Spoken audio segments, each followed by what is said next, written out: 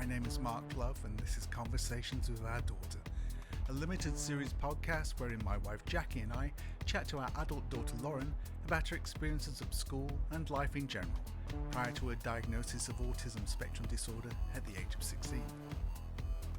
Now, we love words, and we're not easily offended, so you might find some of the language or humour questionable, in which case, thank you for listening and toodaloo. However, if you can look past the occasional lapses into dad jokes and the obvious inadequacies of our recording setup, you'll hopefully get to enjoy some insights into the everyday experience of autism from an eloquent and thoughtful young woman who can see and understand both sides of some of the issues associated with this strange and baffling condition. Anyway, enough of all that, let's get on with it, shall we?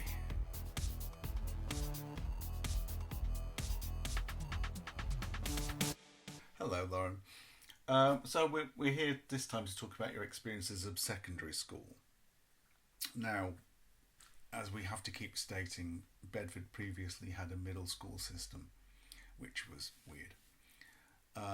But just as Lauren was entering the last year of middle school, they changed it, so we started a secondary school system. Oh yeah, so rather than do the last year of middle school, which would be year 8, the whole secondary thing had started. So I just went to a secondary school from then. Didn't do lots. It basically meant what we used to call upper schools suddenly became secondary schools, and suddenly had to take year 7s and 8s, whereas previously they'd started at year 9. Now, fortunately, the school at which Lauren's mum works was having to do this too, and because we'd never done this before, there wasn't an awful huge amount of people being caught up in the catchment at that time, so there were spaces. And it seemed, particularly to me, later to mum, that seems you weren't enjoying, we can actually name Beecham because it doesn't exist anymore, you weren't enjoying the middle school Beecham or Beauchamp, as we've previously discussed, should have been called. You hadn't been enjoying that we would move you. Now, did you have any problems with this? Because I don't remember you objecting strongly. I don't think I minded.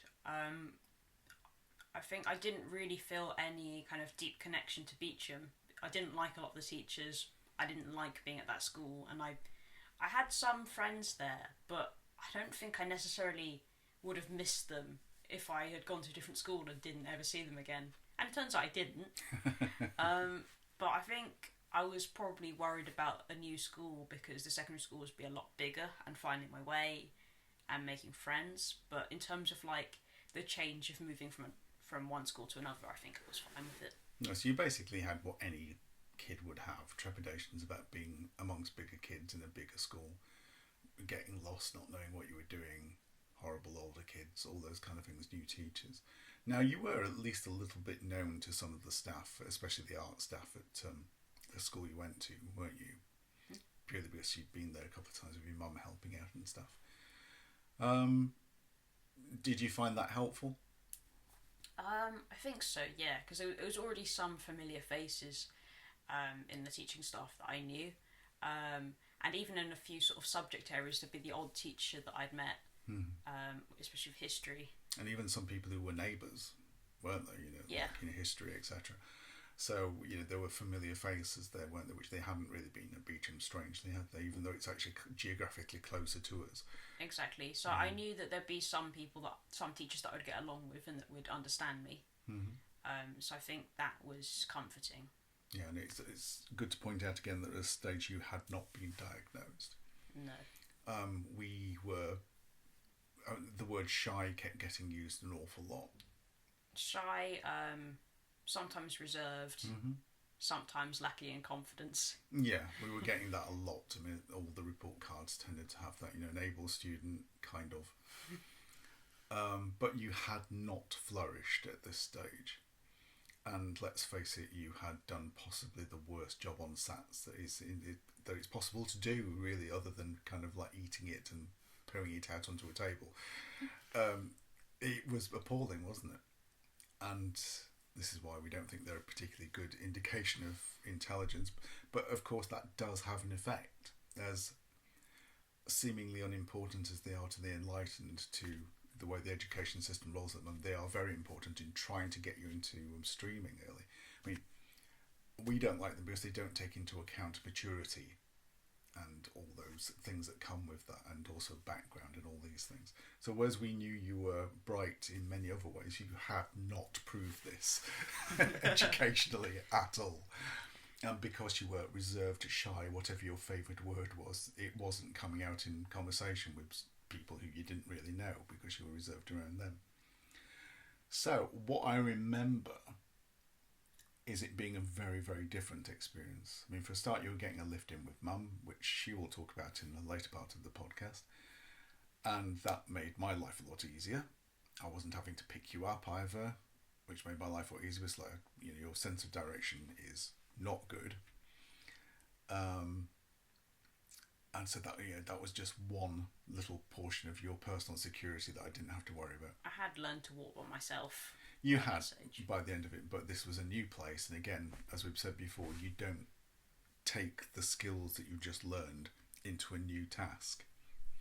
So although you'd learned how to navigate to Beecham on your own, the idea of navigating to your new school on your own was totally stressing you out. Well, it was a much longer walk. So. Yeah, but you use the same skills. You look up the route, you practice the route, but again, it was like we'd gone straight back to scratch. So we were saying that try and look out of the window as Mum's driving you, and of course you just wouldn't do that. But anyway, when you actually got into your classes, how did you find it?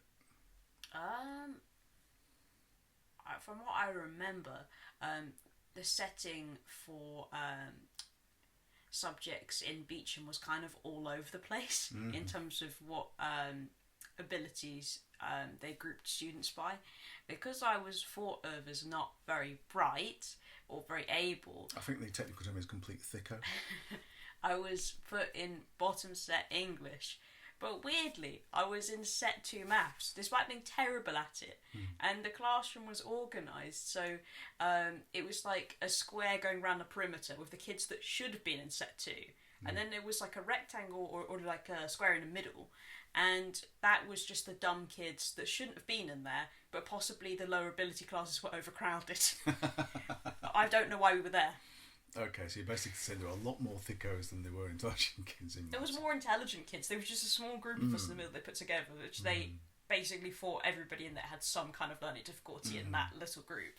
But then that meant that that data was then taken to Mount Rutherford, and it meant that I was put in set 2 maths there, which was totally inappropriate, and I couldn't understand the work. So I remember the first day in that maths class, having to do some work, and then I couldn't even attempt it. I couldn't understand it at all. And I started crying because I got so frustrated by it and angry, and also fed up with it because everybody else could seem to get on with it. Whereas with English, I was put in the lowest ability class, and I remember being given some work to do. And it took me longer than other people, and I realised, that's because I'm answering these questions about this text in actual detail. Everybody else is writing really superficial stuff because they don't know what to write, or they don't want to. Yeah, that they don't have the analytical skills. So that was kind of interesting. So I think it might have been maybe a week in being there, or maybe slightly longer. They had put me from being in set like 6 English, something like that, to top set English, and then I've been taken out of set 2 maths and put in set 6 maths. And I think it was quite unheard of because a lot of the kids were like a bit baffled by me, especially with the English, because I just ended up like not even going into the middle kind of classes, just going into the top. And I think people were like, "What's up with her?" That's quite weird. And again, just want to point out, this is why SATs don't work for everybody. You teachers out there who are your friends too.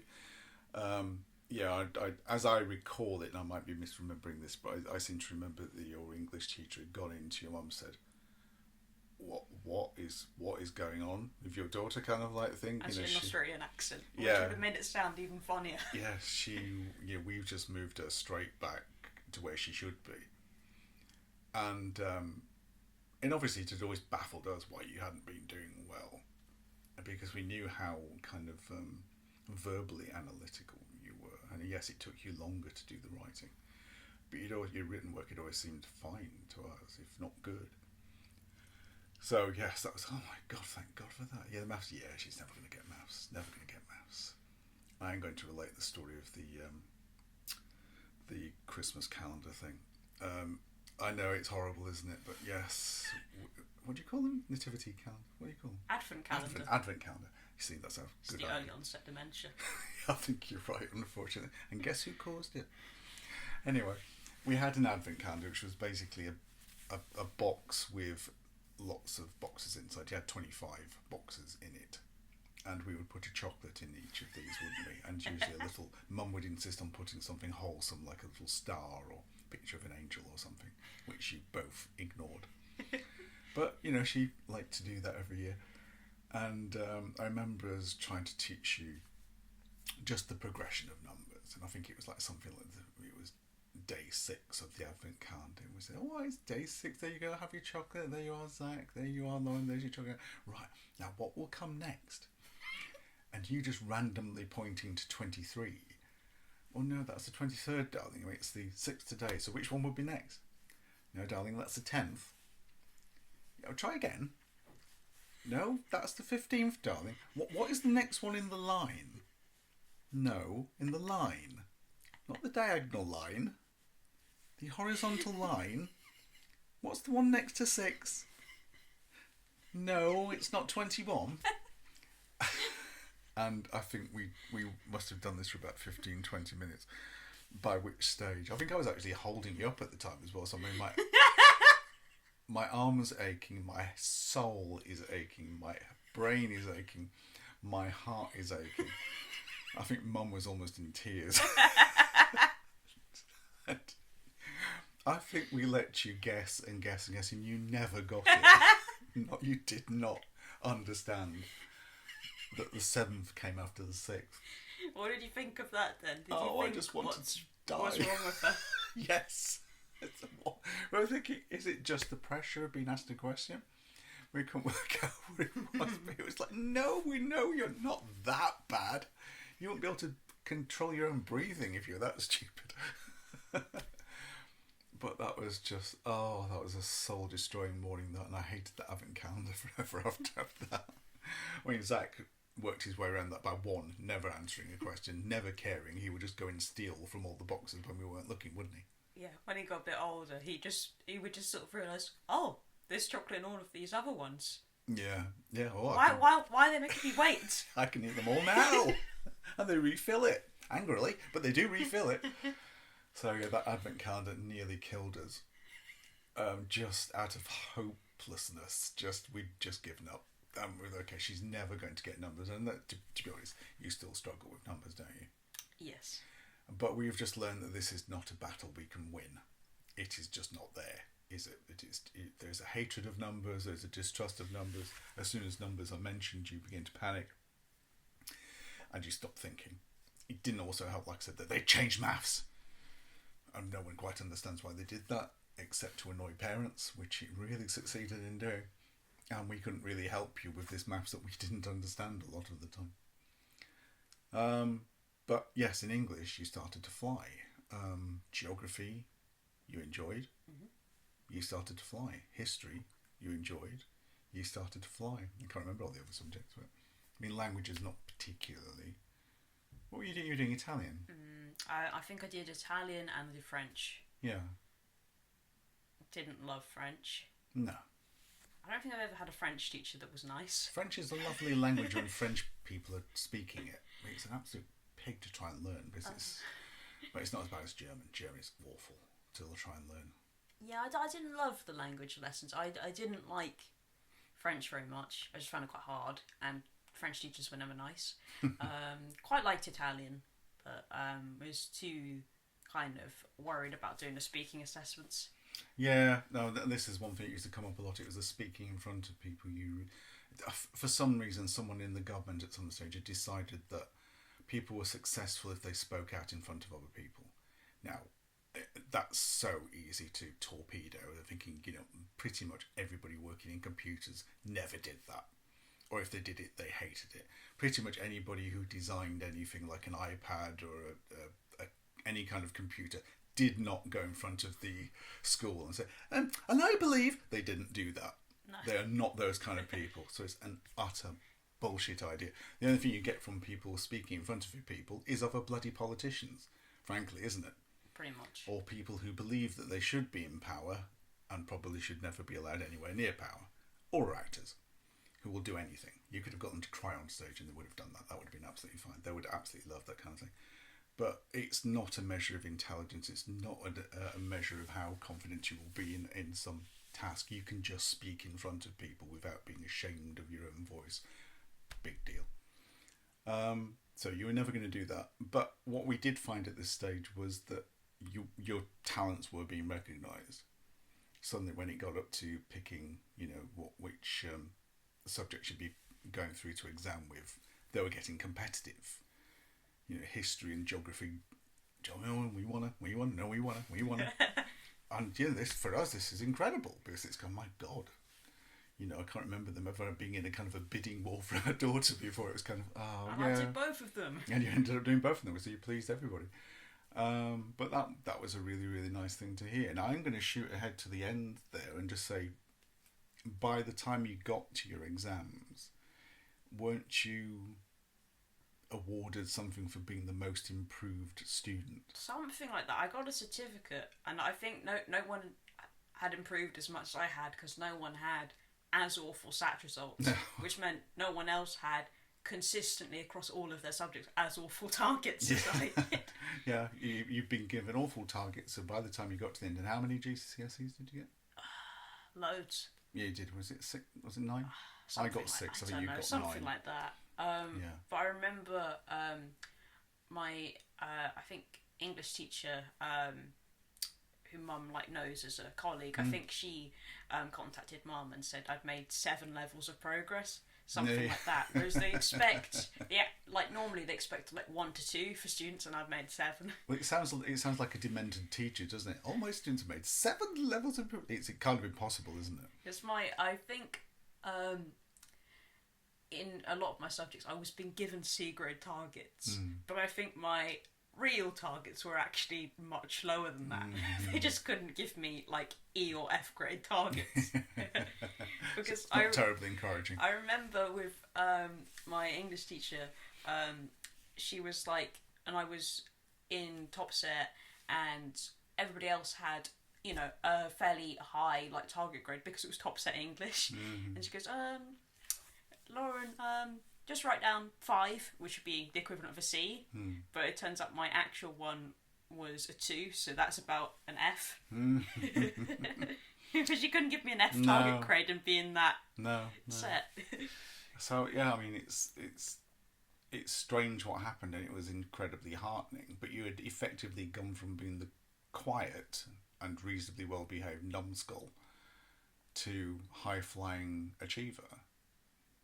Still quietly and not being hugely disruptive, although you've admitted to stuff after you've left school what you got up to, which we wouldn't have approved at the time. But so the school did a good job at recognising and letting you go, but also you just, for whatever reason, decided to fly. You decided to achieve, and you just did. You did the homework. You did it on time. I think I just liked it, or it was made actually interesting to me. And I think, especially when I got to about year 9, I had this particular English teacher that I really, really got along with, that just really understood me, and I made loads of progress under her, and just things like that, and stuff that was taught at Beecham that ended up being subjects I really, really liked was just taught in the most boring way. They made history and geography boring, but I really enjoyed them when I was at Mount Rutherford. Yeah, it's interesting. They were doing a lot of things that were good. Now, you've talked to us before, and I think this is a particular interest to teachers, because this is so counterintuitive to how teachers are taught to teach. The actual classroom spaces themselves, you could find quite problematic. Yeah, I'd say that they're quite oppressive, because they would have lots of vocabulary or stuff that was part of that particular curriculum. All of the information would be the classroom would just be plastered in it, is what it felt like. And that would be really horrible to me is when I came into the room, because it would often be in all different colours. There'd be these display boards, and they would often be backed with like coloured paper or sugar paper, something like that, bright colours, text in really bright colours, also on like brightly coloured paper, especially in English classrooms. English and history were the worst classrooms in terms of all the information. But I guess because they're quite, there's just a lot of different, it's a lot more vast in those particular subjects. But yeah, I remember one English classroom that was a smaller classroom because it was older, and that particular English teacher, she was quite keen on her displays. So there was almost no bit of wall that wasn't covered by something, and I'm not joking. And I found that room to be really, really oppressive, and I just couldn't really concentrate properly. So whenever we did in-classroom assessments, and it was even at A level with her, I always did worse compared to the other classroom with my other teacher, who did have a lot on the wall, but she had less, and the room was a bit bigger.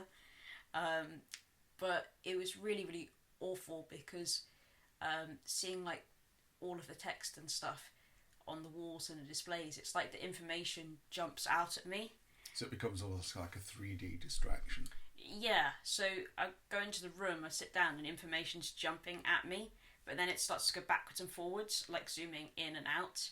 And it was really bad when there's lots of different coloured text, or especially in a GCSE English classroom I had, where it was, like I say, bright coloured, very, very bright, vibrant coloured paper, and then with coloured lettering on top of that. That would hurt my eyes, and I would find it very, very distracting. And that would be sort of like flashing, creating kind of like movement and stuff. I was saying, the way you describe it to me reminds me of when I walked into St. Peter's in the Vatican in Rome. It's a massive building. It's huge. It's almost like shaped like some kind of weird radio. So it's like a radio to God. And almost as soon as you get in there, the sheer scale and size of it dwarfs you. But there doesn't seem to be a centimetre of the interior of that building that isn't highly decorated. And it is oppressive. Even for me, without your sensory things, it's beautiful, but it's oppressive. And it kind of like beats you into the floor with God's power in a way, because there's just so much pattern, there's so much texture, that you would have no ability to think about anything else but that. And that's kind of how it always, or a little bit like Ridley Scott's Blade Runner, when all the neon signs are flashing, and in the later Blade Runner film when all the signs are coming alive and walking out of the wall to gain your attention on purpose. Yeah, it's quite a lot like that. But a teacher really doesn't want that happening, No, does it?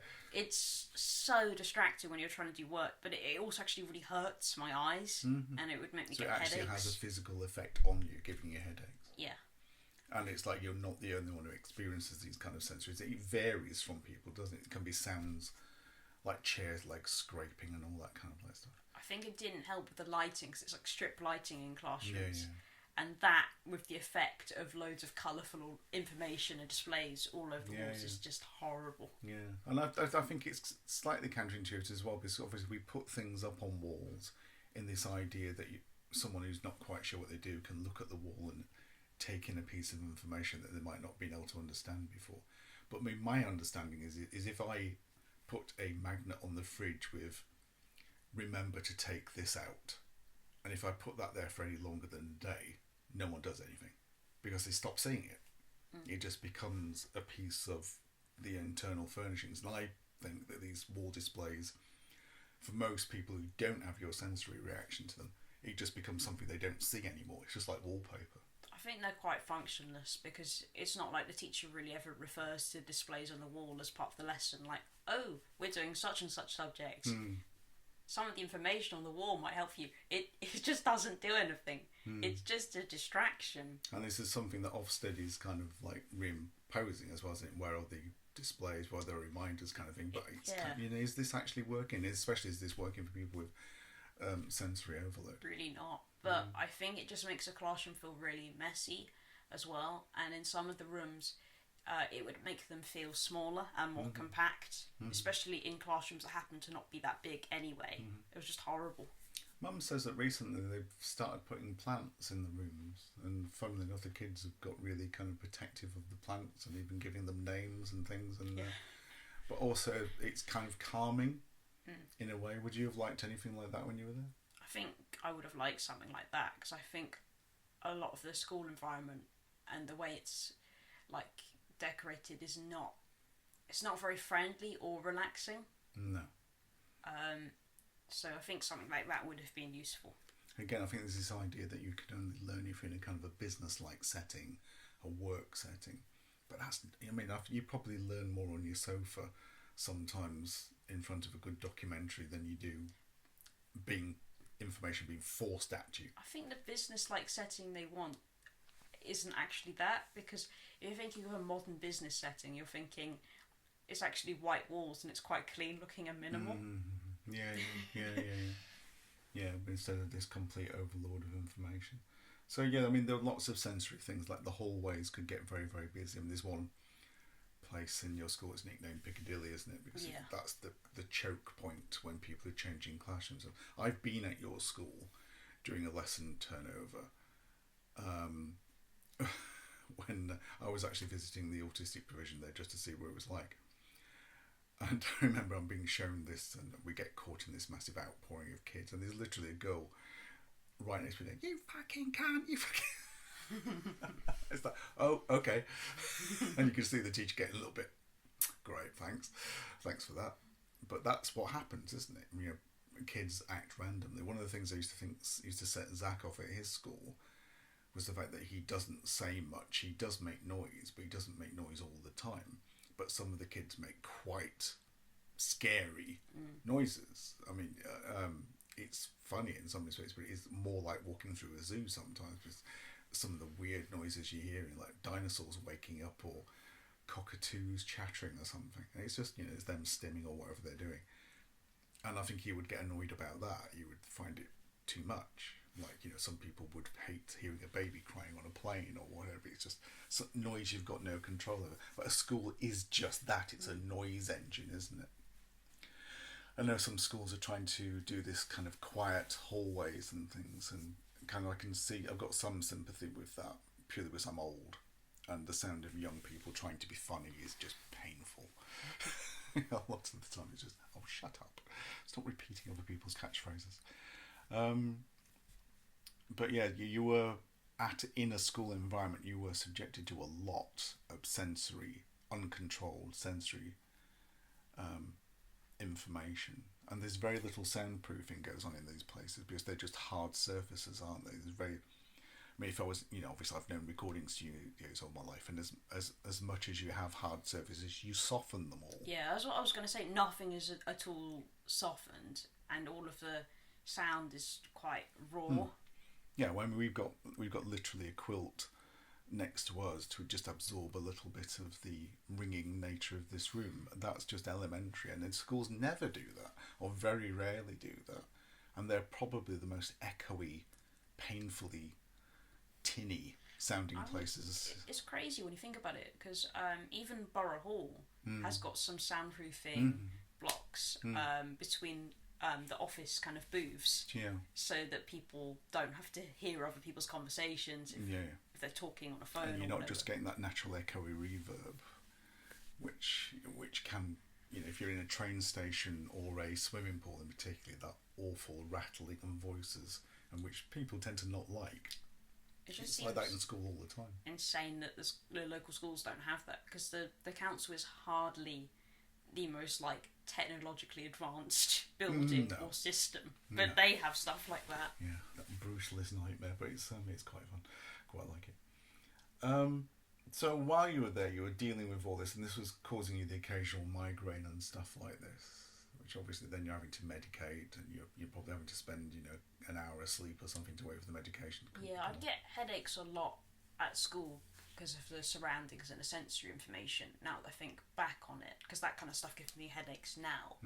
But I remember when I started my GCSEs, and in that time period, I remember one day I really didn't feel that well. It's like my head hurt, and I was very sensitive to light. I had a blanket over my head or something, and I I knew Mum got migraines, so I knew what they were in that sense, but I didn't know what it was like to have one.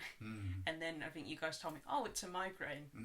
You need to lie down in a dark room. And then I started getting those, but I think I got them quite a bit in that kind of 2-year period. Without quite wondering what was happening. Yeah, and obviously these things have an effect on you. Now, you also have what we call a processing delay.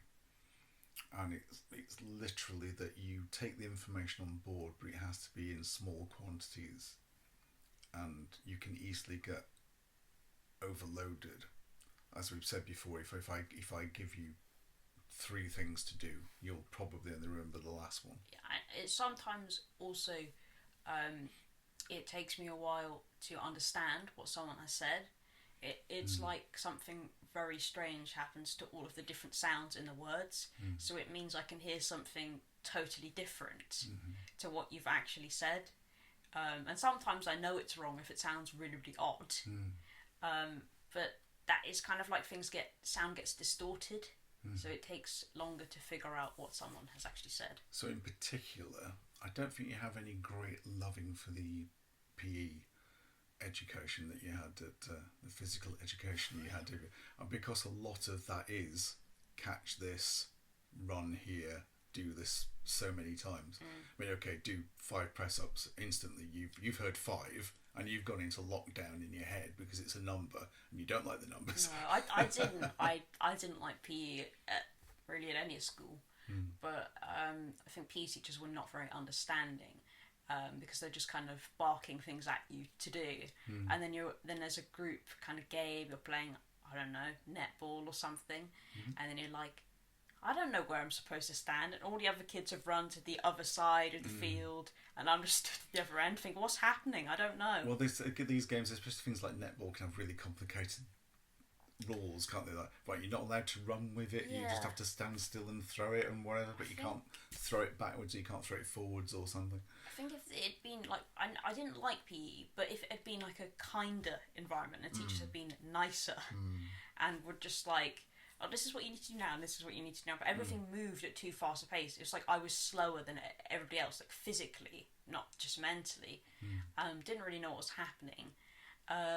But then I did sort of develop a quite antagonistic relationship towards PE teachers, but they were not very understanding of me, to be fair. No, I think they always saw it as being you rebelling.